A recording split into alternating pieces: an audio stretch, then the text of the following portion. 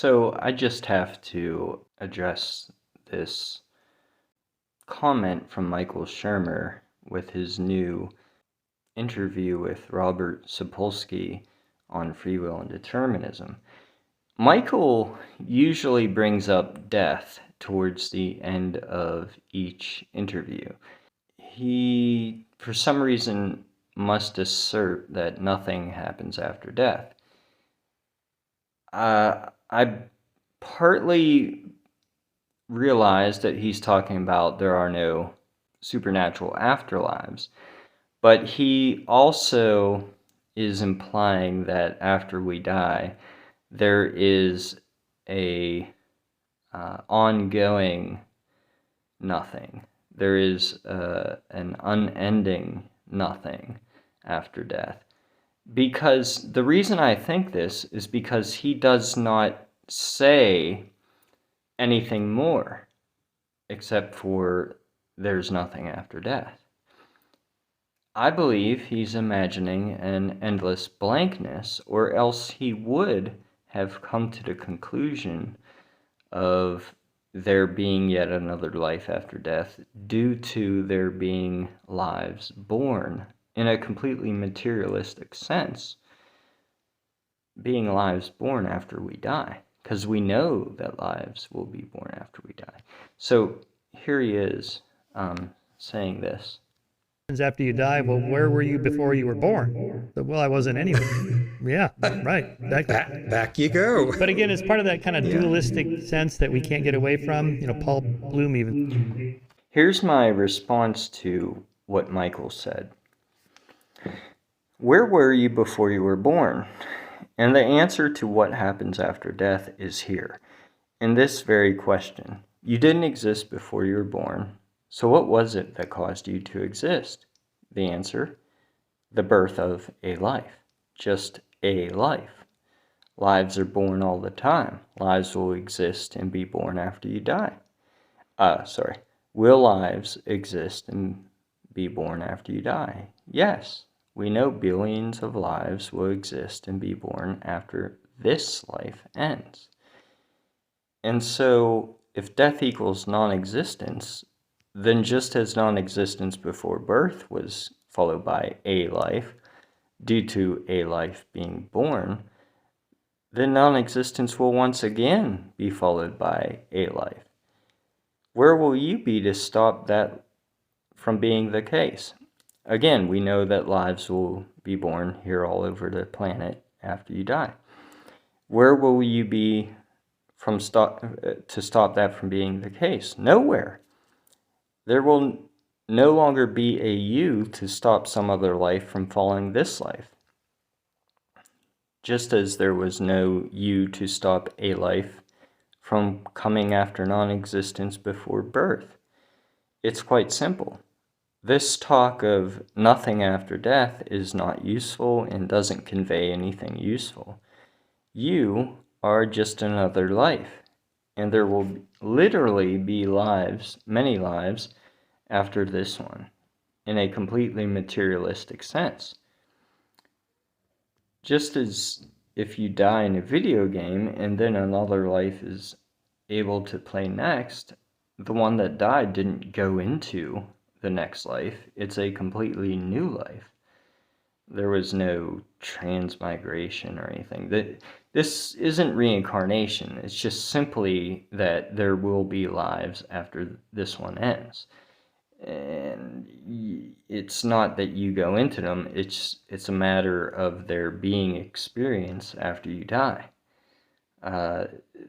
It's experience that's being done by some other brain, and there will be plenty of other brains doing experience after you die. But just as only one life is what came after non-existence before birth, the same will be true after you die. Each life is experienced one at a time. Just you only experience being you. Even though there's billions of lives alive right now, you don't experience all those lives. just because there's going to be billions of lives after you die doesn't mean that that billions of lives will come after your death. All the billions of lives that will be alive after you die. Just one of them will. The game goes on without the life that died. That's what follows your end, not nothing. Not a black void, etc. But when you say nothing, it usually ends up causing people to imagine a black void or some kind of endless blankness. We don't even experience a black void when we go unconscious while we're alive. All periods of unconsciousness are skipped over from our point of view. Only experience is what's experienced. And the first experience with the capital E in that sentence is a noun, and then the second experience is verb. So only experience is what's experienced. This is true for when we die too. It's just that other brains will be responsible for consciousness. And one of those brains will be the one that's responsible for the consciousness that follows this one's end. Why do you keep saying nothing happens after death, when you know very well that there will be plenty of lives after this one ends? So I'm making this video in hopes that Michael Shermer will somehow end up watching this video.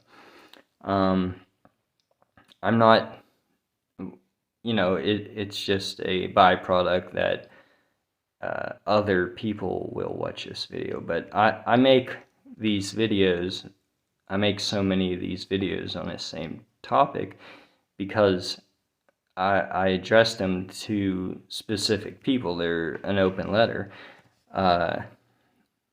So it's in hopes that I can communicate with Michael Shermer and Sapolsky as well, if he happens to watch this. So again, this is the Robert Sapolsky on free will determinism, because Sapolsky just released his book called Determined.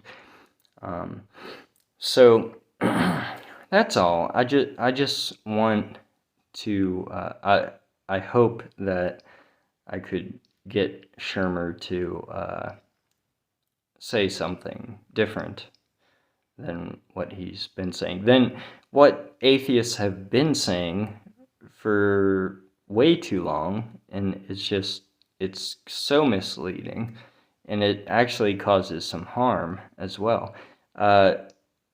Sam Harris has come on board with what I'm saying, but for some reason the atheist community online has completely ignored him, what he said in his episode, The Paradox of Death.